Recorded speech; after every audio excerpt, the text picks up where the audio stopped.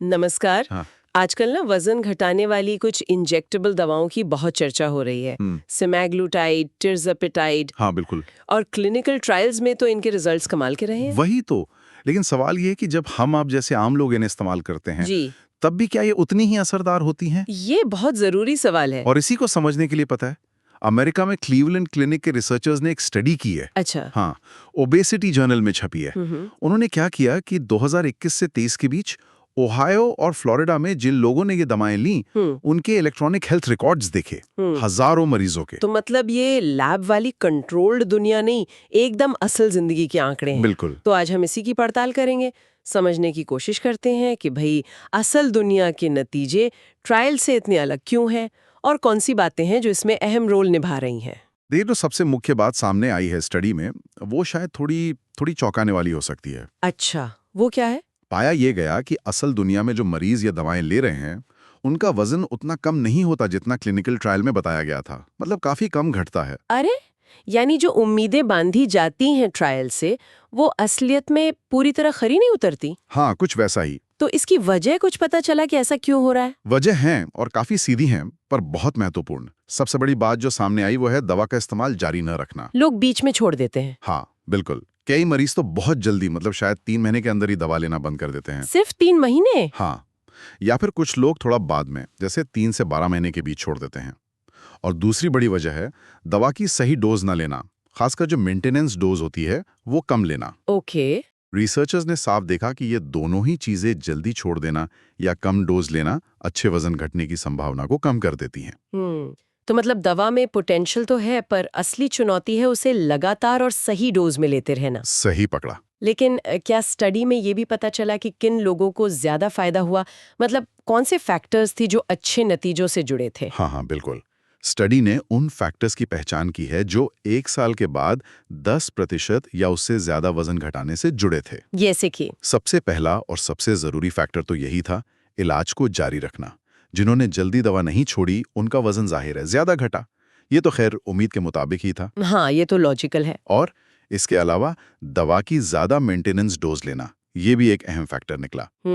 और एक दिलचस्प बात और, टिर्ज़ेपेटाइड लेने वालों का वजन सेमाग्लोटाइड लेने वालों के मुकाबले औसतन ज्यादा कम हुआ। अच्छा, दवाओं में भी फर्क दिखा? हाँ, कुछ फर्क दिखा। और एक और चीज सामने आई, महिलाओं में पुरुषों की तुलना में 10% या उससे ज्यादा वजन घटने की संभावना थोड़ी ज्यादा थी। ये वाकई दिलचस्प है, खासकर ये दबाव का फर्क और जेंडर वाला एंगल। चलिए अब जरा इंडिया के एक्सपर्ट्स क्या सोचते हैं वो भी देखते हैं।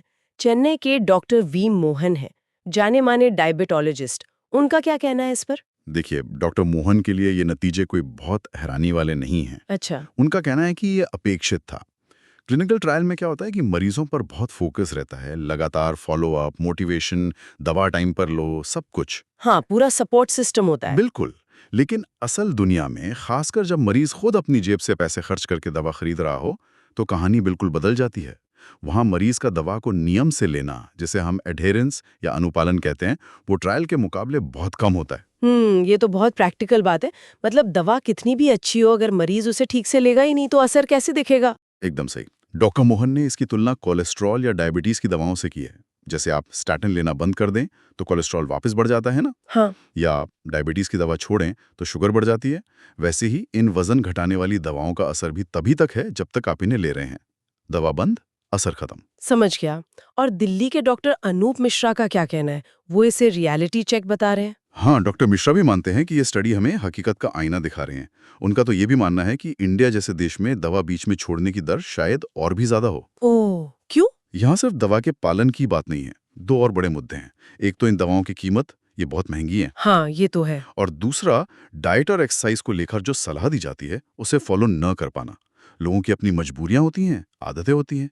तो ये दोनों चीजें, कीमत और लाइफस्टाइल का पालन न करना, मिलकर वजन घटने पर और बुरा असर डालती हैं। तो असल पेच दवा की क्षमता में उतना नहीं, जितना मरीज की आर्थिक स्थिति, उसकी रोजमर्रा की जिंदगी, उसकी आदतों में फंसा है। बिल्कुल। ये वो प्रैक्टिकल दीवारें हैं जिनसे टकराकर शायद ये दवाएं अपना पूरा जादू नहीं दिखा पा रही। बिल्कुल। और जो स्टडी के मुख्य शोधकर्ता हैं डॉक्टर गैसोइन, उनका भी यही कहना है कि भाई असल दुनिया में ये दवाएं कैसे इस्तेमाल हो रही हैं, उनके नतीजे क्या आ रहे हैं, इसे समझना बहुत जरूरी है, ताकि ताकि डॉक्टर्स और मरीज दोनों ही बेहतर फैसले ले सकें, उम्मीदें यथार्थवादी हों, शायद इलाज को और प्रभावी बनाने के तरीके भी सोच पाएं। तो कुल मिलाकर इस पूरी बातचीत का सार ये निकलता है कि सेमाग्लूटाइड और टिर्ज़ोपेटाइड जैसी दवाएं हैं तो शक्तिशाली वजन घटाने में, इसमें कोई शक नहीं। हाँ हैं तो, पर जो क्लिनिकल ट्रायल के चमकदार नतीजे हैं और जो आम लोगों के असल अनुभव है, उनके बीच एक गैप है, एक अंतर है। बिल्कुल। और इस अंतर की जड़ में मुख्य रूप से दो बातें हैं। इलाज का अधूरा रह जाना, मतलब बीच में छोड़ देना, और दवा की सही डोज का इस्तेमाल न हो पाना। ये असल दुनिया की चुनौतियां हैं। सही कहा। और ये हमें एक बड़े सवाल पर लाकर खड़ा करता है कि इन असरदार दवाओं की जो क्षमता है और जो मरीजों के वास्तविक अनुभव हैं, इनके बीच की खाई को पाटा कैसे जाए, खासकर तब जब कीमत और लाइफस्टाइल जैसे बड़े प्रैक्टिकल मुद्दे सामने हों। ये वाकई एक सोचने वाली बात